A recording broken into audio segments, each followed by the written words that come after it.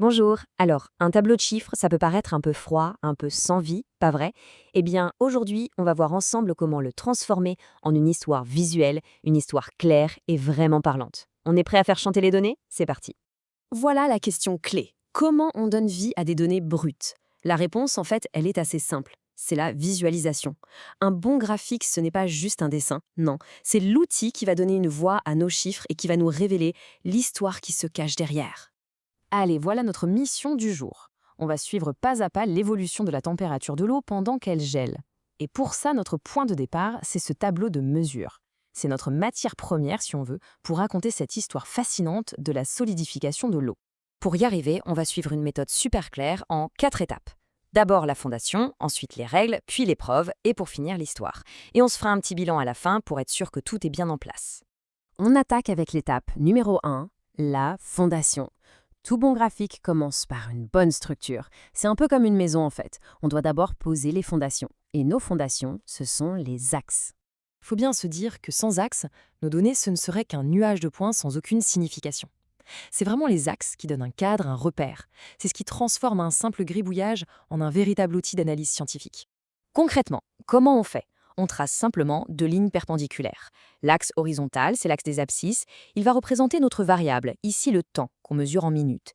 L'axe vertical, c'est celui des ordonnées. Il va montrer ce qu'on mesure, la température en degrés Celsius. Le point crucial, vraiment, c'est de ne jamais oublier de nommer chaque axe et de bien préciser son unité. C'est la base pour que tout le monde comprenne le graphique. On passe à l'étape 2, les règles. Maintenant que notre squelette est en place, il faut lui ajouter une sorte de règle graduée pour que nos mesures aient un sens. C'est ce qu'on appelle la graduation des axes.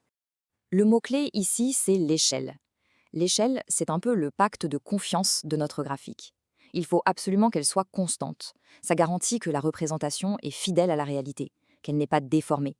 Si on s'amuse à changer l'échelle en cours de route, eh bien on fausse complètement l'histoire visuelle. Dans notre exemple, l'échelle est très claire. Sur l'axe horizontal, chaque centimètre va représenter 2 minutes. Et sur l'axe vertical, chaque centimètre correspond à 5 degrés Celsius. On part de zéro, là où les axes se croisent, et on marque des repères bien réguliers, toujours avec le même écartement. C'est parti pour l'étape 3, l'épreuve. Notre structure est prête, elle est graduée. Il est temps maintenant d'y placer nos preuves, c'est-à-dire nos points de données, un par un. En fait, chaque ligne de notre tableau, c'est comme une adresse GPS. On a une coordonnée pour le temps et une coordonnée pour la température. Et ensemble, ces deux infos désignent un emplacement unique, un point précis sur notre graphique. On traduit simplement les chiffres en une position dans l'espace.